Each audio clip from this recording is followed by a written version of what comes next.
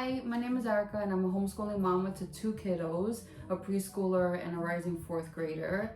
On occasion, a couple days a week, I do help my sister homeschool my niece and my nephew. They come over and join us and do their lessons alongside with us.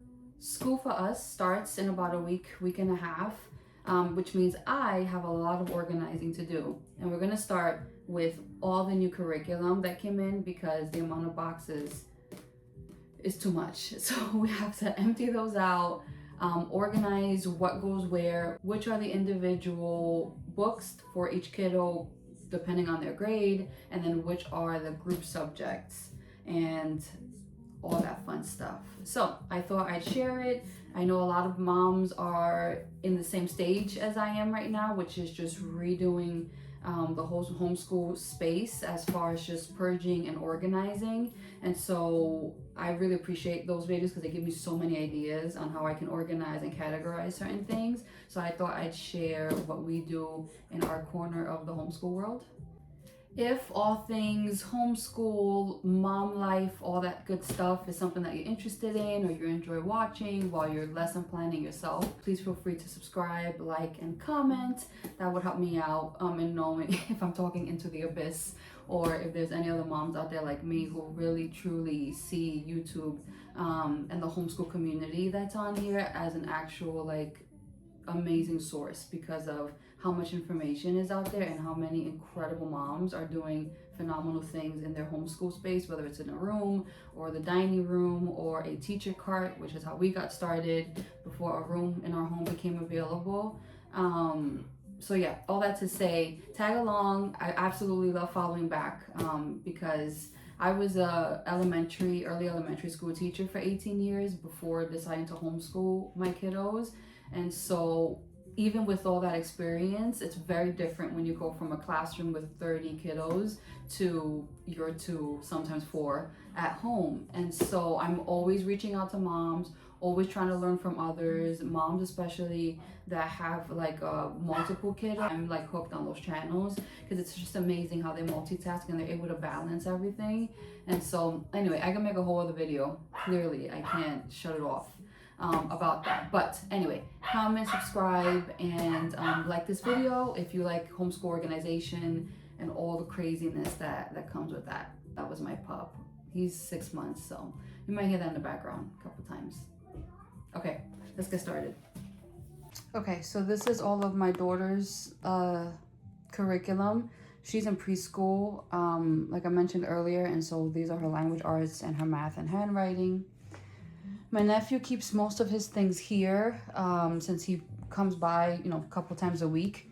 And so I have his handwriting that he does here, some math that he has, and then his spelling in here. And then this is my teacher guide that I didn't need it, but it came with the curriculum. This is my son's fun stack. He has his handwriting. I have 2 different cursive curriculums. I can talk about that in another video, but I appreciate how they both approach handwriting, and he's a lefty, so it's very specific how he's learning his cursive, so that's why we use 2 of those. We have his language arts, his other language arts. Again, I can make another video explaining why we combine curriculums, and then his math. My niece does her online school at home using Me Academy, so I don't have a pile for her. She does that at home.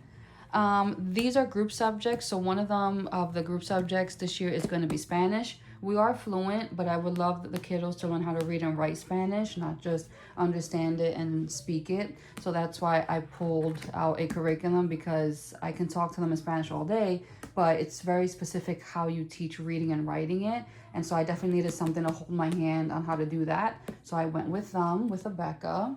These are just some random time fillers if we're heading out to a trip but we're not quite ready to leave or it's too early. I usually pull one of these out while we wait to go. Sometimes we'll take them to the library while I'm working with one kiddo. The other ones can pull out from here. So things like that.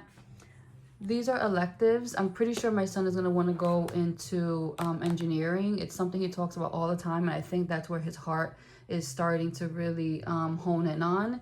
And so I wanted to get more STEM into our school year, so I only ordered one of these, and then I'll be pulling out maybe on Fridays, like a fun Friday thing, and on weekends or after lessons, whenever he feels he wants to, which knowing him is probably going to be every day, he can come in here and pull out a project from there. These are other electives that when we do Fun Friday, I'll rotate them and we'll pick one from whichever one is that week's elective for that Friday and do that. This is all literature. So I have Memorial Press here and most of those down there. I think having a combination of curriculums for literature is so important, just because one, it broadens how many stories and how many books you actually dive into. You can approach literature in so many different ways. And so I really wanted the kiddos to have as big or as wide of a scope as I possibly could give them when it comes to how we approach literature, what are the things we take from it, and how we dissect it. So that's why we have two for that. For geography, we're using Not Grass. We started this last year, but then I had a medical thing going on and I was on bed rest for a couple months, and so we fell off of it, and so we're gonna pick that back up because that was such a blast. There are some like geography guides from some moms on Instagram that I stumbled upon that are stunning, so I do have those in my email. I just have to print them out, so they'll go hand in hand with those. This was my little one. She sneaked those on me. This is science. We just finished The Good and the Beautiful's human body unit, and it was amazing. That's another video I can definitely get into. I absolutely love the Good and the Beautiful science units because science is a subject the cousins do together when the other two do come over. And so I can teach all 4 kiddos without having, like, let's say my niece who's starting 9th grade be bored out of her mind, and without overwhelming the younger kiddos with information that is explained in a way that they're not quite ready to dive into. So this works for so many reasons for us, and each kiddo has their book there, so I can teach the same lesson and then have them do individual work based on that lesson that will work for all of them and meets them where they are. Lastly, we have Bible. So this is another subject that I like to have 2 curriculums to pull from. This has some crafts, but this does not. So that's why I also appreciate this. So they both, I feel, for the kiddos, my learners, my 4 learners, really give the kids like a full view and a full chance to approach the same Bible, but in different angles. So that's just a super fast run through of what the curriculums are and what belongs to who and all that good stuff, what the group subjects are. I have their student boxes behind me. I'm gonna go ahead, I have all 4 of them. I'm gonna go ahead and pluck out their individual subjects only. So her preschool, his 2nd grade, 4th grade, and high school core subjects. Again, my niece does online school with me academy, so I don't have like a math for her, language arts for her, any of that. So she'll have to, her basket's gonna have to be empty for a bit. The group subjects, however, I don't put those in just yet because on the first day of school, what we usually do is I'll pull out each basket and I'll sit with each individual kiddo to show them what they're gonna use for their specific grade. Once I go through each box and I explain to them, I give them a chance to look through their individual subject core lesson books, what I do is we sit as a group and we explore the textbooks for the group subjects together. And so that's why I'm gonna leave those out because it really wouldn't make sense to put them into them, pluck them back out. So that's what I'm gonna work on now.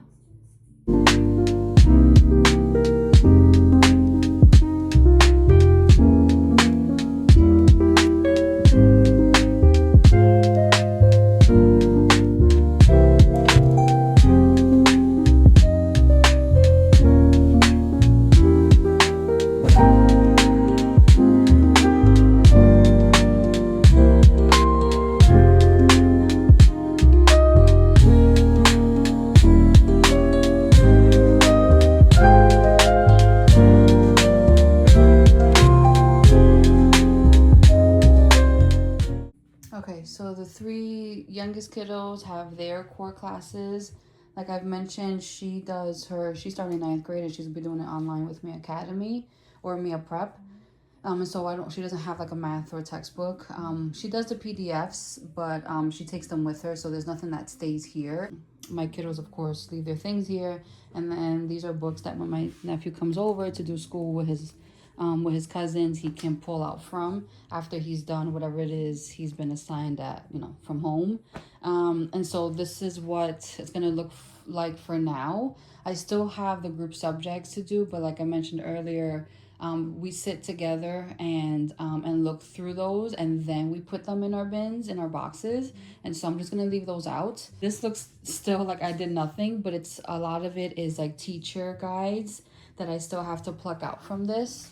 But once I do that, obviously it'll make a huge difference, because some of these teacher guides are just like humongous and the coils are ridiculous. But I'm gonna just go ahead and store those in here. But once I do that, I feel like I'll see a significant difference in everything.